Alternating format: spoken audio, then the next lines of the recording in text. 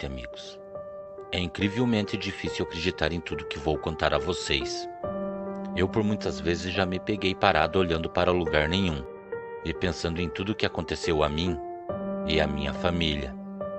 Eu, minha esposa e meus filhos sempre nos programamos durante o ano para estarmos fazendo viagens pelo Brasil. Como posso dizer, somos aventureiros. Não é por acaso que eu e minha esposa nos conhecíamos no mesmo momento em que nos encontrávamos fazendo o mesmo caminho, que nos levava em direção a um paredão íngreme, um belo ponto, muito frequentado por amantes de rapel. Depois disso, passamos a fazer essas aventuras juntos, e confesso que aprendi muito ao lado dela. Nossos filhos se encontram no mesmo caminho que nós, e desde já, também mostram que também gostam muito de nos acompanhar nessas aventuras. Me chamo Edenilson Ramos e tenho 41 anos. E minha esposa a chamo carinhosamente de Rubi. Prefiro não estar expondo meus filhos. Espero que todos entendam. Bom, vamos lá. O ano era 2009 e tínhamos nos programado boa parte do ano para levarmos as crianças para conhecer um dos pontos turísticos mais lindos da América do Sul, ou seja, as Cataratas do Iguaçu.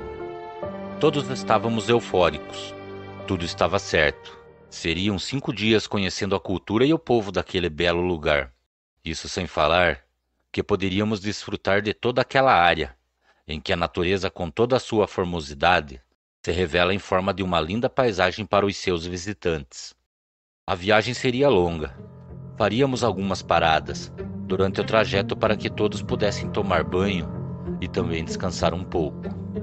Durante toda a viagem, pelo caminho que passávamos, se tivéssemos a oportunidade de parar e registrar através de fotos as belas paisagens e o povo de pequenos vilarejos que se formavam pelo caminho que passávamos, não perdíamos a chance. E digo mais, como é bom fazer novos amigos, e como as terras do nosso Brasil são ricas em cultura.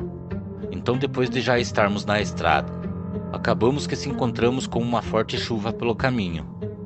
Foi então que resolvimos que faríamos uma última parada e iríamos esperar a tormenta passar. Também não demorou muito para que achássemos uma pequena pensão de beira de estrada e resolvimos passar a noite ali. Tão logo estacionei o carro, descimos e caminhamos em direção à porta que levava até a recepção. A primeira visão que tive foi de uma senhora de bastante idade, com semblante bastante cansado, que estava atrás do balcão. Aquela senhora estava sentada em uma poltrona, com seus olhos fechados e sua cabeça estava caída sobre seu pescoço, de forma que seu queixo quase encostava em seu peito. Foi então que, no momento em que apertei um botão que tinha sobre o balcão, aquela senhora acabou se espertando, abriu seus olhos e veio ao nosso encontro. Sem ao menos falar nada, ela olhou para cada um de nós e parou seu olhar em mim. Então pediu um quarto para mim e minha família. E ela me respondeu que os quartos eram pequenos e só tinha um beliche em cada quarto. Com isso teríamos que nos dividir entre 2 quartos. E também o banheiro era nos fundos da pensão. Então pegamos as chaves dos 2 quartos e nos dirigimos até os dormitórios. Tão logo entramos, podíamos ver que, apesar de muito simples, o lugar era bastante aconchegante e limpo. Então eu e meu filho ficamos em um quarto e minha esposa com nossa filha ficaram no outro quarto ao lado. Meu filho foi o primeiro que resolveu tomar banho e descansar. Passado alguns minutos, nossa filha também fez o mesmo. E depois de algumas horas, e tendo em vista que a noite já tinha tomado o lugar da tarde, eu resolvi que também faria o mesmo, enquanto minha esposa ficava conversando com a nossa filha.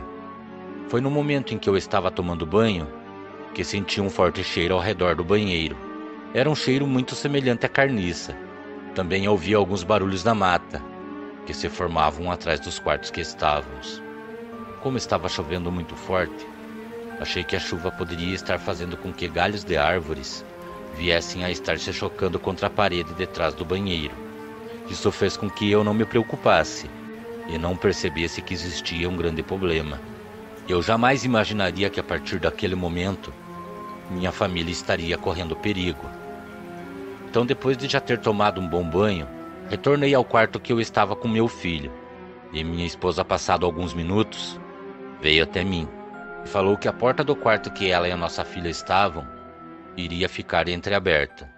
E me pediu para que eu ficasse de olho em nossa filha, que estava dormindo naquele momento. Depois disso, minha esposa foi tomar o seu banho, e eu liguei uma pequena TV velha, que só pegava apenas um canal. Passado alguns minutos, eu estava sentado em um sofá, um pouco surrado pelo tempo, e eu estava quase cochilando. Foi então que eu escutei um forte uivo que cortou a noite. Quando me levantei do sofá, escutei os gritos de minha esposa que vinham do banheiro. E quando saí para fora do quarto, eu não conseguia acreditar no que estava vendo. Ao lado de uma caixa de água, tinha o que parecia ser um grande cão, que possuía pelos de um tom amarelado. Aquilo tinha um longo focinho e grandes orelhas. Eu sabia que aquilo não era um cachorro, e sim um lobisomem, e estava ali à espreita, esperando o momento em que minha esposa viesse a sair do banheiro para atacá-la. Eu conseguia ouvir os seus rosnados, e minha esposa chamava o meu nome e me pedia ajuda. Se aquele cão do inferno pulasse sobre o telhado do banheiro, com certeza o telhado não aguentaria o peso daquela fera. Foi então que eu tomei a decisão de chamar a atenção da fera, e tinha que tentar de alguma forma fazer com que aquele ser viesse atrás de mim. Comecei a gritar, e fui de encontro àquele cão do inferno. E quando aquilo me viu, pulou do lado da caixa de água, que estava em uma plataforma alta ao lado do banheiro, e começou a caminhar em minha direção. Aquela coisa andava abaixada, como um animal que estava à espreita da sua vítima, só esperando o melhor momento para atacar. Foi então que em um momento notei algo muito estranho naquele ser.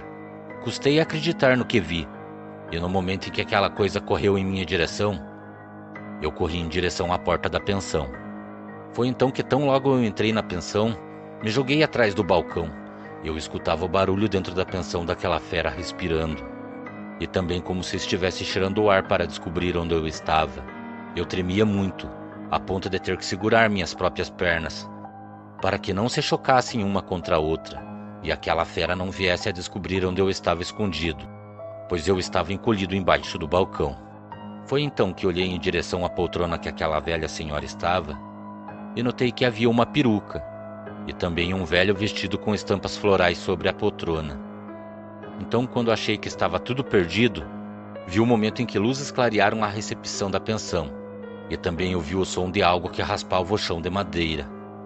Acredito que o que ouvi era o som das unhas da fera, que raspavam no chão, no momento em que aquele cão do inferno correu para fora. Então ouvi que alguém perguntou se tinha alguém dentro do recinto, e no momento em que me levantei, vi um jovem que tinha próximo a 25 anos. Ele veio até mim e me perguntou se eu estava bem. Respondi que sim.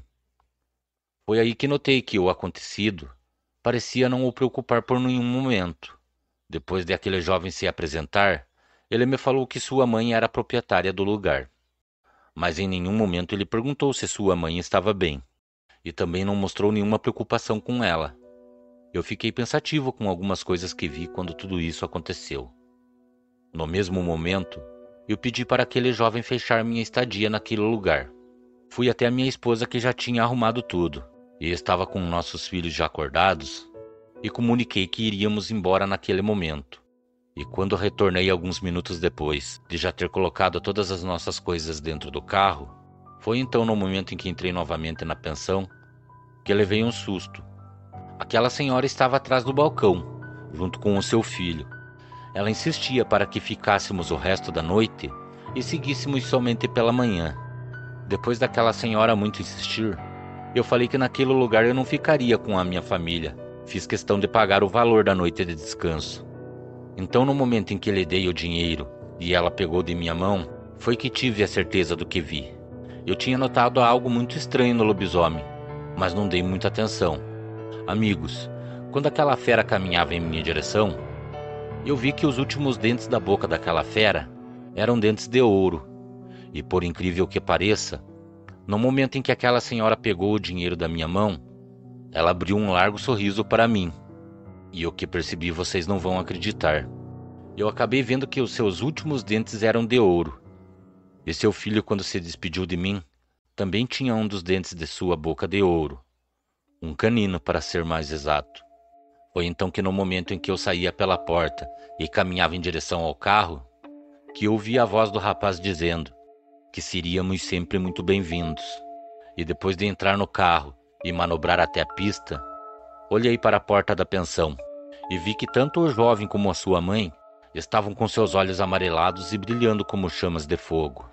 Eu tenho certeza que aquela noite, se não saíssemos daquele lugar, o pior poderia ter acontecido comigo e minha família, pois estávamos entre uma família de lobisomens. Boa noite e obrigado por contar o meu relato.